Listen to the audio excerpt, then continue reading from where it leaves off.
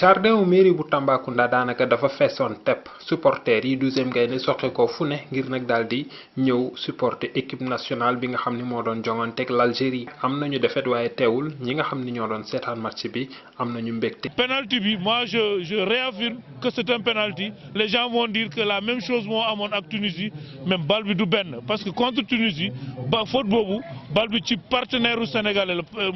bal bi ci moom la jógee dal ci loxo mi loolu bu amee penalty amul te le ballon n'allait pas vers les buts. ñun ñëpp suñu yéene moo nekkoon Sénégal gagné mais nañ nangu ne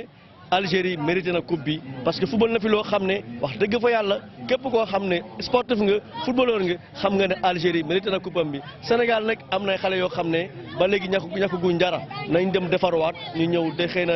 prochaine CAN mun a nekk la bonne voilà ñu ngi encouragé Lions yi di féliciter Algériens yi. waaye tey jii waaw su ma nee kontaan naa de kontaanuma ndax maa ngi dellu maanaam na gàcce suñu gagné woon mooy sama ndam ñu football ñu bañ a football ku dugal moo gagné. amul nag benn jeexi jaaxa boo xam ne nemmeeku nañ ko Croix Rouge waa GMI sapeur pompier ñoom ñëpp dikkoon nañu ngir teew fekkee li nga xam ni moom mooy fan zone bi.